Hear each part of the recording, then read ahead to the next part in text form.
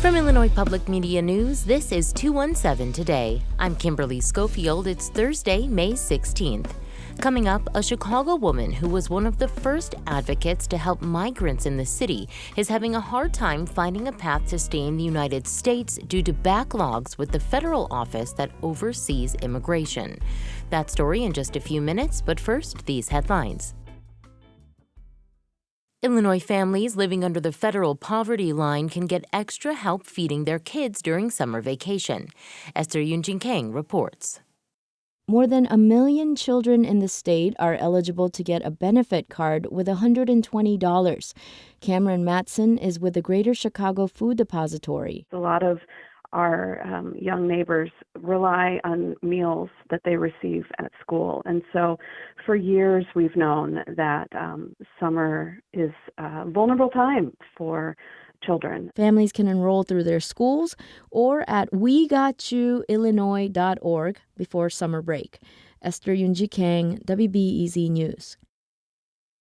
Planned Parenthood wants to expand access to abortion in Illinois by not requiring patients to see a doctor. Kristen Schorsch reports. Patients who are up to 10 weeks pregnant can use the Planned Parenthood Direct app. If approved by a provider, they would mail patients medication to end their pregnancies. The address must be in Illinois. It could be a house or even a hotel. Dr. Colleen McNicholas is with a downstate Planned Parenthood affiliate. You know, the fall of Roe really pushed everybody in the world of abortion care to think about how we are delivering abortion access, to make sure that we are doing just the things that are medically necessary and pushing ourselves to make it accessible to everybody who needs it as easily as possible. Some Planned Parenthood affiliates already mail pills to patients, but require a virtual visit with a medical provider first. Kristen Schorsch, WBEZ News. Downstate Illinois lawmakers are furious after Chicago area House Democrats passed a measure banning hunting contests that target fur-bearing mammals. State Representative Anna Moeller of Elgin, the sponsor, calls these contests blood sport and says they don't help coal coyotes, bobcats, or other populations of predatory animals. But Republican State Representative Noreen Hammond of Macomb says yes, they do, and Chicago area lawmakers don't get that. If you want to do a bill like this, how about you do a pilot program in Cook County? Because we sure as hell don't need it in the rest of the state. The measure doesn't affect deer hunting contests or fishing. It also doesn't prevent landowners from hunting fur-bearing mammals to protect their family or property. It now moves to the Senate. 2024 Illinois Mr. Basketball and incoming freshman Marez Johnson Jr. was selected to compete at the U18 USA Basketball Training Camp for a roster spot. Johnson signed to play with the Illini in late 2023 after being a top-ranked prospect during his time at Thornton Township High School. The top-ranked high school player in Illinois averaged 20 points and 15 rebounds per game in his senior year. USA Basketball Training Camp begins on May 23rd at the U.S. Olympic Training Center. Still to come, a Chicago woman who was one of the first advocates to help migrants in the city is having a hard time finding a path to stay in the United States due to backlogs with the federal office that oversees immigration. That story is coming up next on 217 Today. If you love the city of Chicago, you'll want to tune in for Jeffrey Bear's newest special. It's called Chicago Mysteries. Bear wants to answer weird questions about Chicago's history and culture, like, did a UFO really fly over O'Hare Airport? Why don't Chicagoans put ketchup on their hot dogs? Learn the answers to these and other intriguing questions in this immersive tour of the Windy City. Chicago Mysteries is available to stream now with the free PBS app. You're listening to 217 Today. I'm Kimberly Schofield. A Northside Chicago woman was one of the first advocates to help migrants when they were sent to police stations. She's an immigrant herself, living here on a religious visa. Due to backlogs with the federal office that oversees immigration, she and her husband are having a hard time finding a path to stay in the United States legally. Adriana Cardona Magigad has her story.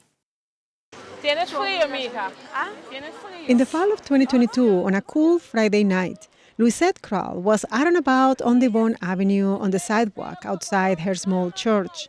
She was coordinating a free clothes pop-up store for newcomers who were staying at a nearby YMCA in Rogers Park. Aquí están las blusas. ¿Quieres? Migrants grabbed donated jeans, jackets, shoes, socks, underwear. Luisette helped them sort through items. Check, check, check. Her husband, Ed Kroll, played music and passed out hot chocolate and pizzas. That was my first introduction to Luisette. I followed her work with migrants ever since. She and her husband are both theologians from Curaçao, a Dutch Caribbean island.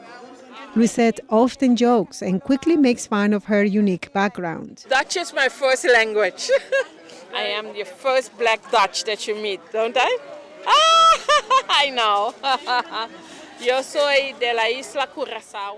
She's easy to talk to, never afraid of approaching people on the streets, and quickly shifts between languages, English, Spanish, or Papiamento. Luisette's work with migrants is all as a volunteer. She's worked with refugees and other immigrants before, but this has become a big calling. She knows how tough it is for migrants to stay here legally because keeping a legal status in the U.S. has been tough for her too. She recalls when she and Ed started helping migrants in Rogers Park, where they also live. We were standing on the supermarket parking, and some young girls asked us for Bibles. And we were handing out Bibles and Coca-Cola. And they asked us for Bibles. Usually they ask just for the Coca-Cola. After that, the couple organized church dinners and hosted asylum seekers in their home. Then Luisette turned to housing. I think I have helped over 100 people finding homes, and I do it by finding neighborhoods and parking my car somewhere and walk with them the streets. We walk half a day. Last fall, a city-run shelter space was limited. Luisette partnered with the Institute of Cultural Affairs. The organization owns a high-rise in the Uptown neighborhood, where some floors now house dozens of migrant families. The families pay the Institute an affordable rental fee for their space, and they share kitchens and showers. Migrants were excited showing off their space last fall. Julieta Pino, who lives in the shared space with her husband and kids, says she arrived in Chicago like most migrants, without clothes, with nothing.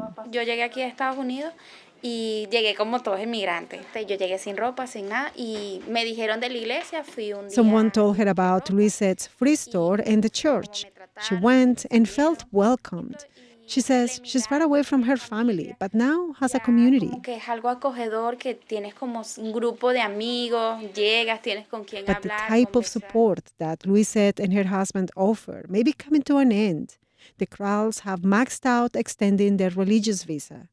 They've lived here for 12 years. Chicago has become a home to them, but they might have to leave this spring because, due to backlogs with immigration, applying for permanent residency will take years. I just want to tell you how broken the system is. If I have to move, I can go. Where will you go? I have no idea. Luisette highlights the irony of the situation, helping migrants get through challenges when she and her husband are navigating their own.